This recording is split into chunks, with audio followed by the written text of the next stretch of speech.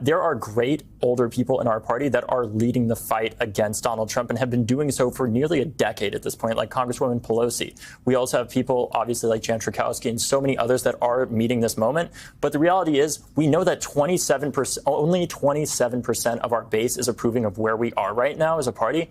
And we lost voting shares with every single demographic except predominantly older voters and highly educated voters. That is a huge problem. And what we're trying to do here is not just focus on primaries where there's potentially an older incumbent, but more than anything, an ineffective person in that position and replace them with a generational leader to build the future of our party. We're also focusing on competitive races to support the Democrat in those races. Competitive general election races. Yes, but we're not going to challenge the Democratic incumbent in those races. We do not want to lose the House here, but we want to help make sure that we win back the House. Gun control activist and now former co-vice chair of the Democratic National Committee, David Hogg, has officially been ousted from his role on the DNC following public threats to support primaries against what he calls ineffective Democratic incumbents. The well-known Democratic strategist James Carville said in response to this announcement of this plan that you have to primary Democrats, he said that the DNC should sue you and called you, quote, a contemptible little twerp. What is your reaction to that? Try it. That is my reaction. I would also say James Carville has not won an election since before I was born. I think it's time to have new leaders in our party that are ready to meet this moment, because a lot of the people that are most critical of this plan are the same ones that had $2 billion to win an election and still lost. So I think the experts can save it because it's time for some new ideas. This has been brewing for months and bound to happen because two things that do not mix is Democratic establishment and boat rocking. They don't like that. David Hogg says he is stepping aside from his role at the Democratic National Committee after the party voted on a plan that would force him to run for his job all over again. Hogg, who had just recently been elected as vice chair, angered many in the party with his plan to spend millions of dollars on primary challenges against fellow Democrats in an effort to bring younger voices into the fold. The move follows the release of an internal audio recording where party chairman Ken Martin is heard complaining about Hogg's role. I'll be very honest with you, for the first time in my 100 days on this job, and Jessica knows this,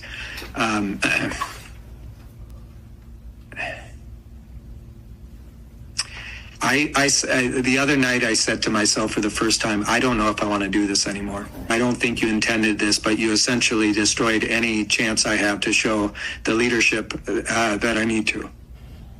So it's really frustrating. You just heard from the DNC chair, Ken Martin, who was expressing frustration over his apparent inability to lead, with David having, opinions and trying to change stuff. But now let's hear from David himself. But in case you haven't seen yet, I've decided to not seek re-election for the DNC vice chair role. This fight has gone on way too long, and there are way more important things to be focused on. This vice chair role is largely ceremonial.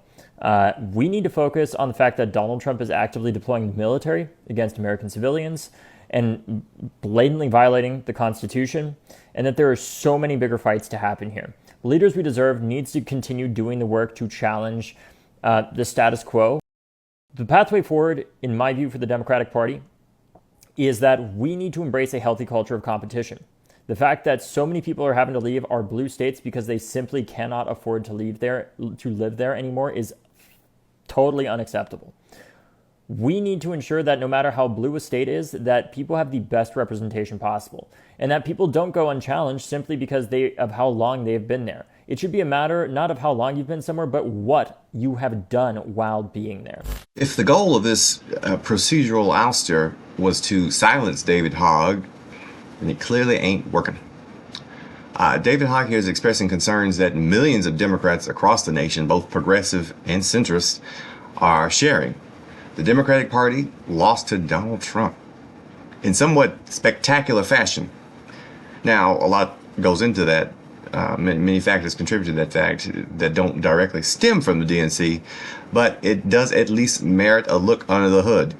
And to David's point, we do have many politicians who get reelected perpetually simply because they once got elected 200 years ago. And despite the fact they haven't done anything in the past 180 of those years. But the praise for David Hogg is far from universal. He has many, many notable detractors, including a fellow co-vice chair of the DNC, Malcolm Kenyatta, who sort of got caught up in this procedural ouster and had to run and eventually get reelected for his position again. And he's sort of pissed. Take a look. Listen, the Democratic Party needs to change in a big way. That's why I ran, okay? I did not run because I thought everything was going great. I ran because I thought that there were big things that we have to change. But I think for the Democratic Party to change and to be a party that is strong enough to meet this moment, the way we accomplish that is not by 9 people who are elected to lead the DNC trying to dictate the outcomes of our primaries. The way we build a strong Democratic Party that can meet this moment is by doing the unglamorous work that I've been doing now for over 100 days, making sure we have the technological and the human talent to power a DNC that can reach voters wherever they are. And it also means we have to unify our party. Obviously, we're not there right now. Unfortunately, that's why we're having this conversation. And the noise of the internal bickering among Democrats has become so loud that we are not listening to the American people. Look, if the DNC is trying to make this out to be some sort of procedural vote that just so happened to occur simultaneously with David Hogg's critiques of them, then I regret to inform you that would be a crock of horse piss. And I don't know about you, but I'm not in the market for horse piss, so I will not be purchasing any. David Hogg was removed because he aggressively pushed against the status quo of the Democratic Party and got aggressively pushed his ass right on out. Look, I've been in party leadership both at the county and state level here. Well, I mean, here to me, not here to you. I don't know where you are. For what feels like 80 years at this point. And infighting is our bread and butter. I mean, if we can conduct a meeting that adopts an agenda just to do the damn meeting, within an hour, I'm looking around the room like, who are these people? Because this is not the Democratic Party I know and love. We fight constantly over everything. That's sort of the way the system works. That being said, David Hogg probably should have been removed. I'll tell you why. Look, like I alluded to, I've been chair of a Democratic Party, and it is not my job to handpick which primary participants I would like to financial support and give them undue influence over the rest of them. That's not my job.